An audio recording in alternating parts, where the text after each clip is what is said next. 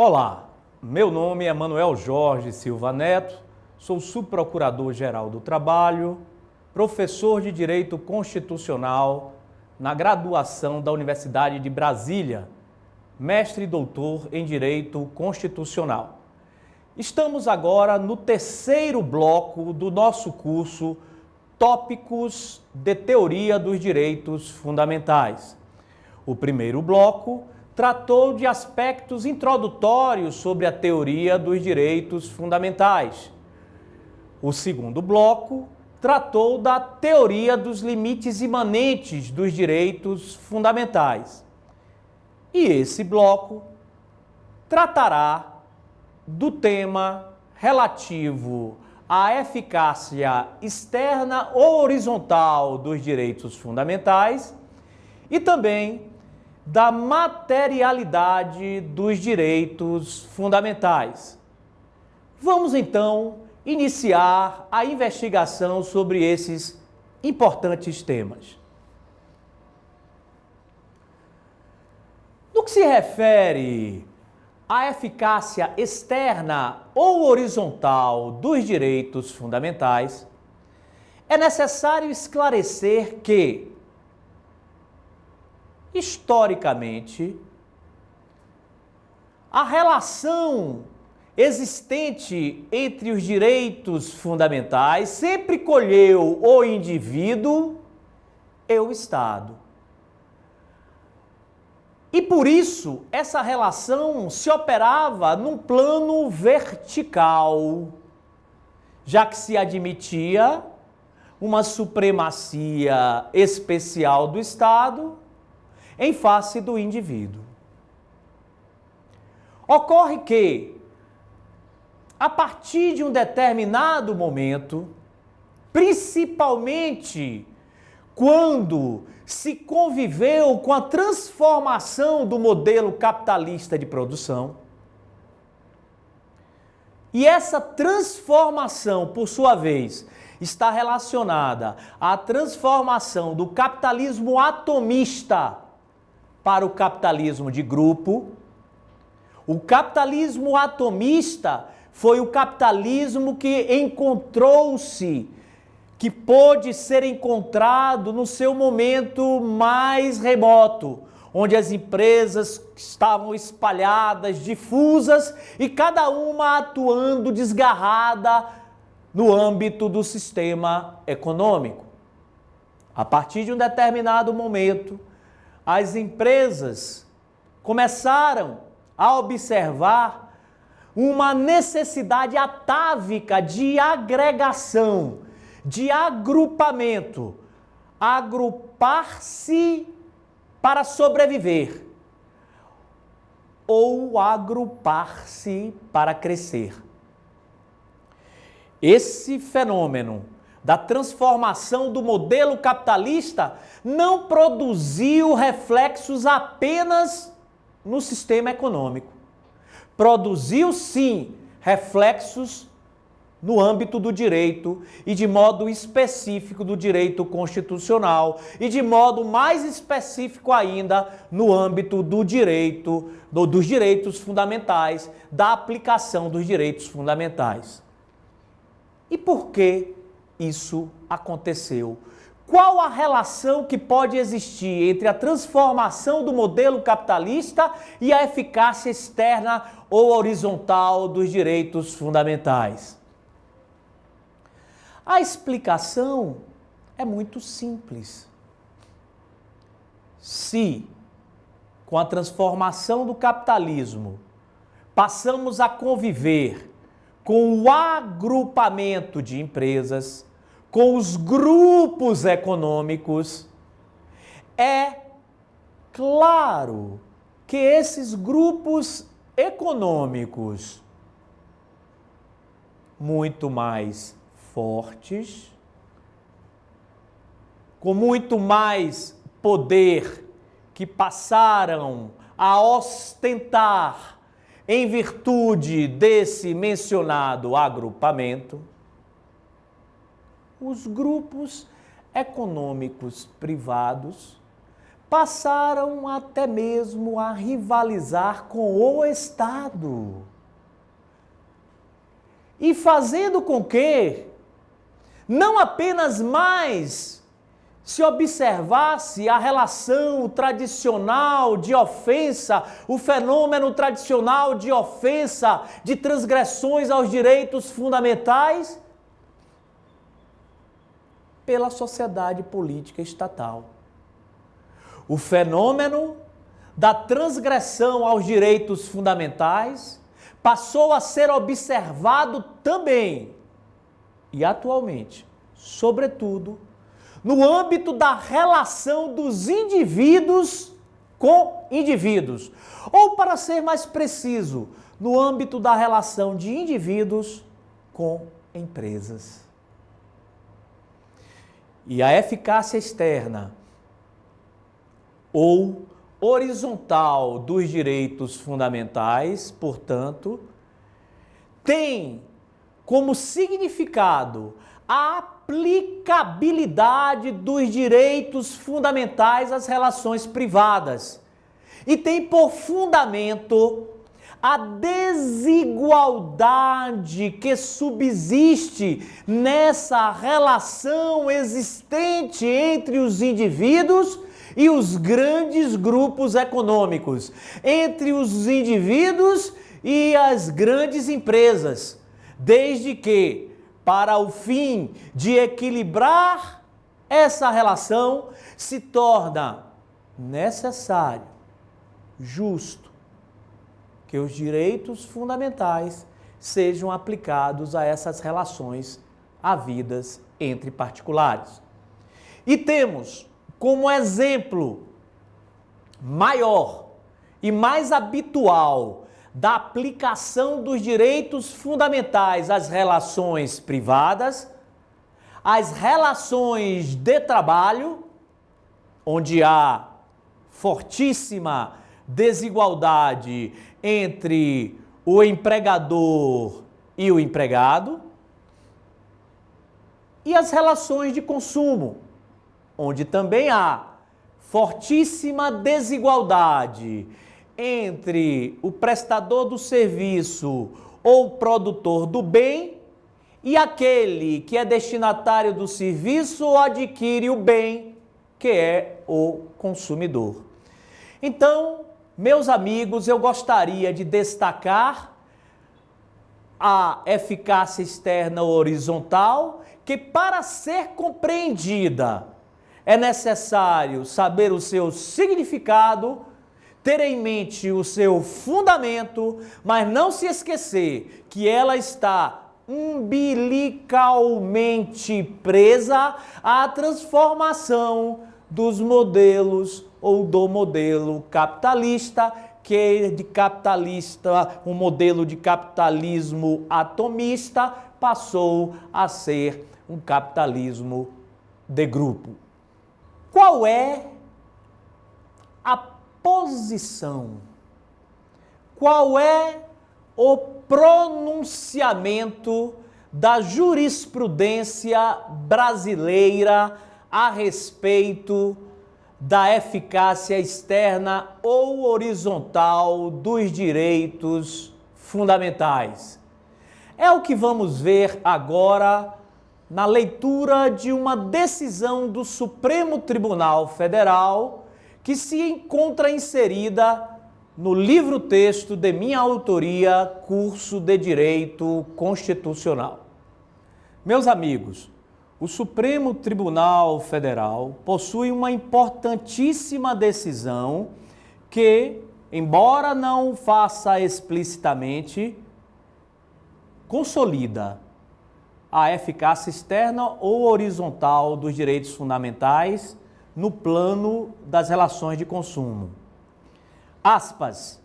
As instituições financeiras estão todas elas alcançadas pela incidência das normas veiculadas pelo Código de Defesa do Consumidor. Consumidor, para os efeitos do Código de Defesa do Consumidor, é toda pessoa física ou jurídica que utiliza como destinatário final atividade bancária, financeira e de crédito. Supremo Tribunal Federal, ADIM 2591 do Distrito Federal, relator ministro Carlos Veloso, relator para o acórdão, ministro Eros Grau. Agora examinaremos a materialidade dos direitos fundamentais. Como compreender essa ideia de materialidade dos direitos fundamentais? Para compreender a ideia de materialidade dos direitos fundamentais, nós necessitaremos reconhecer que há um conjunto de direitos fundamentais que estão na Constituição de 1988 e se localizam do artigo 5º até o artigo 17 da nossa Constituição Federal. Ora, esses direitos fundamentais, essas normas jusfundamentais inseridas no contexto do artigo 5º até o artigo 17 da Constituição Federal, são aquelas que o professor português José Joaquim Gomes Canotilho designa de direitos formalmente fundamentais. Repetindo, todos os direitos fundamentais que se encontram positivados do artigo 5º até o artigo 17 da Constituição Federal são reconhecidos pela doutrina, professor Canotilho à frente, como direitos formalmente fundamentais.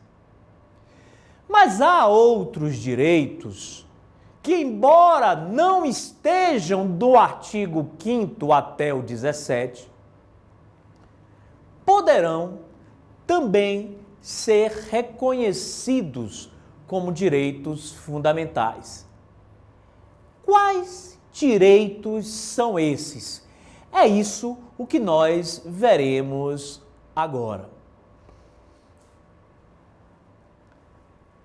Na Constituição de 1988, há normas de direito fundamental que não estão no artigo 5º a 17 da Constituição Federal. Essas normas que estão fora do conjunto formal dos direitos fundamentais, observem o título 2 da Constituição Federal, dos direitos e garantias fundamentais. Nesse título 2 estão encartados os direitos fundamentais em sua acepção formal, ou os direitos formalmente fundamentais. Porém, há, fora desse conjunto, outros direitos fundamentais que o próprio Supremo Tribunal Federal já reconheceu como fundamentais.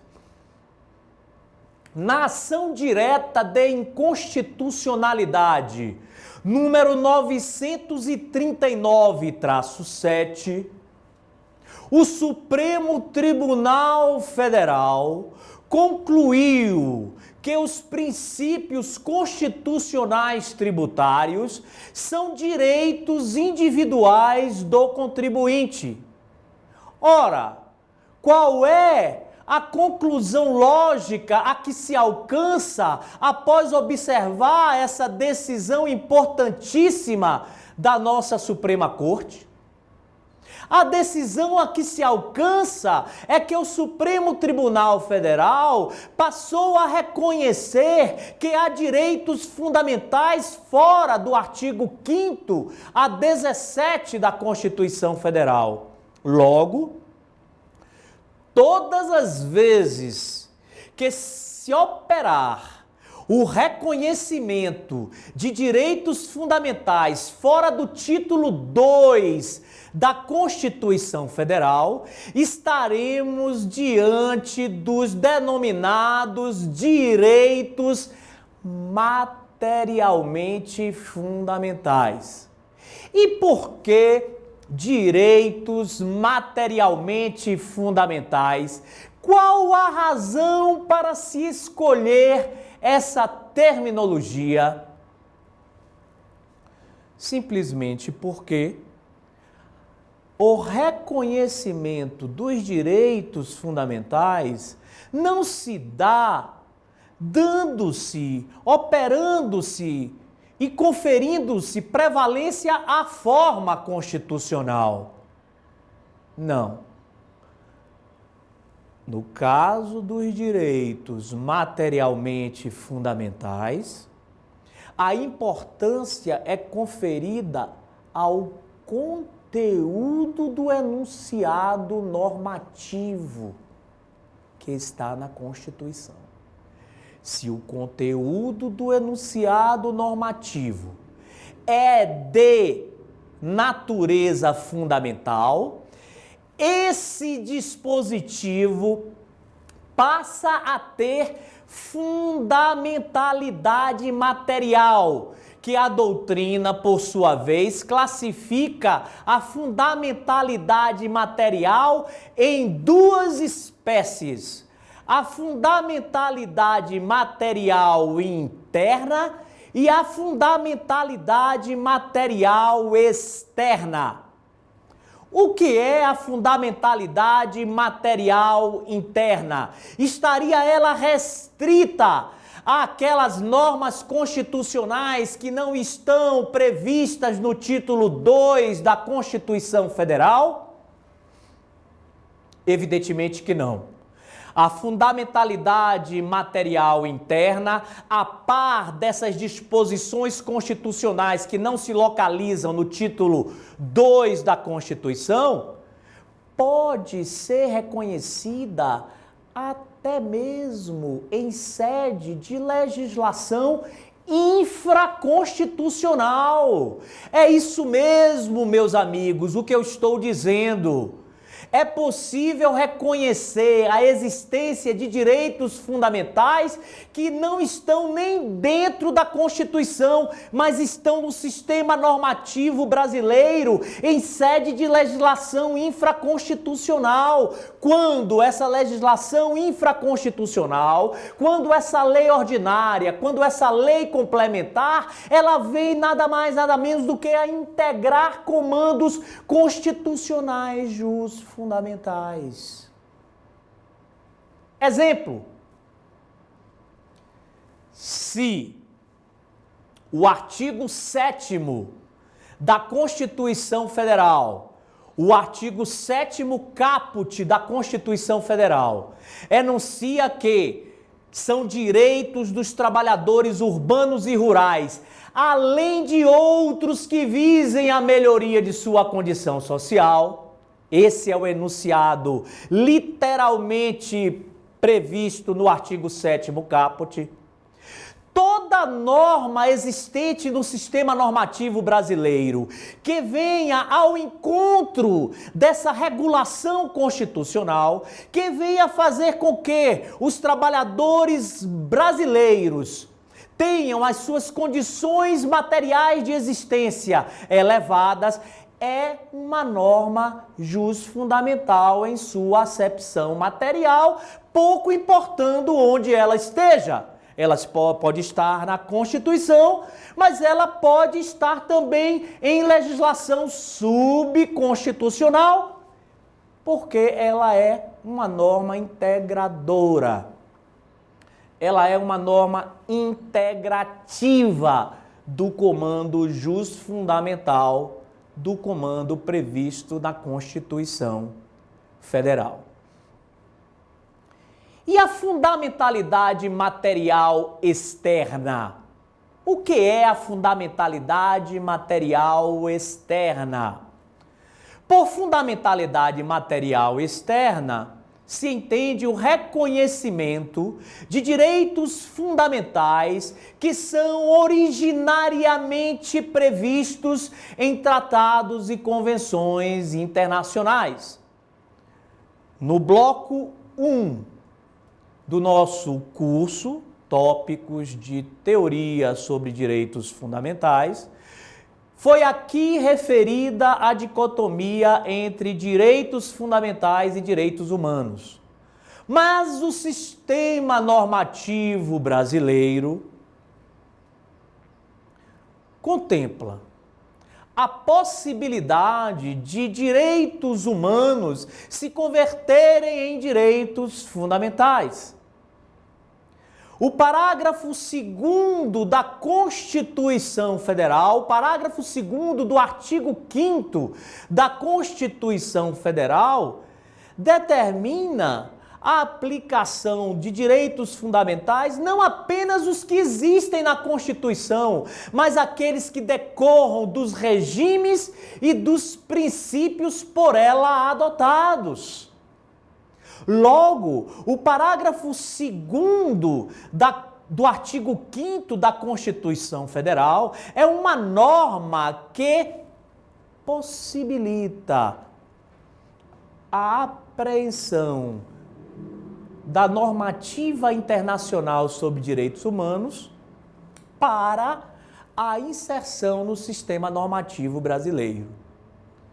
Todavia, é preciso destacar que a emenda constitucional número 45 introduziu o parágrafo 3º ao artigo 5º da Constituição e isso provocou uma certa controvérsia a respeito da efetiva aplicabilidade do parágrafo 2º desse mesmo artigo 5º. E qual é o conteúdo do parágrafo 3º do artigo 5º? Qual a importância do parágrafo 3º do artigo 5º? O parágrafo 3º do artigo 5º da Constituição Federal descreve que, quando os tratados sobre direitos humanos obtiverem aprovação por meio do procedimento idêntico às emendas constitucionais, terá hierarquia equivalente a essas. Ora, significa simplesmente dizer que, quando os tratados sobre direitos humanos vierem a ser aprovados através do procedimento legislativo especial inerente às emendas, terá equivalência a essas emendas. Com isso, muitos disseram e defenderam que a fundamentalidade material externa, cuja utilização ou cujo fundamento normativo constitucional estava preso ao parágrafo 2º do artigo 5º, havia essa fundamentalidade material externa perdera a razão de ser. Alguns autores, como é o caso, por exemplo, de Flávia Piovesan, defendem que o parágrafo 3º do artigo 5º da Constituição Federal serviu apenas como cláusula de reforço àquela ideia que já havia sido sedimentada e cuja base constitucional era o parágrafo 2º do artigo 5º da Constituição Federal. E qual é a posição do Supremo Tribunal Federal no particular? O Supremo Tribunal Federal, ao examinar essa controvérsia, decidiu que os tratados sobre direitos humanos que não obtiverem a aprovação pelo procedimento descrito no parágrafo 3º do artigo 5º da Constituição Federal, o procedimento equivalente às emendas, terão hierarquia superior às leis, porém inferior à Constituição. É o que o Supremo Tribunal Federal passou a denominar de hierarquia supralegal dessas normas internacionais. Com isso, ao menos se levado em consideração a jurisprudência do Supremo Tribunal Federal, a ideia de fundamentalidade material externa restou grandemente prejudicada. Mas, se levado em consideração os pronunciamentos doutrinários, vale ainda a fundamentalidade material externa para reconhecer que, mesmo sem a submissão ao procedimento descrito no artigo 5º, parágrafo 3º da Constituição, tratados sobre direitos humanos devem ser aplicados no Brasil com a hierarquia de normas constitucionais. Desta forma, encerramos o 3º bloco do nosso curso, Tópicos de Teoria dos Direitos Fundamentais. E mais uma vez, informo que o conteúdo ministrado se encontra integralmente no livro-texto de minha autoria, Curso de Direito Constitucional, publicado pela editora Saraiva. Agradeço a todos pela atenção e até o nosso próximo curso.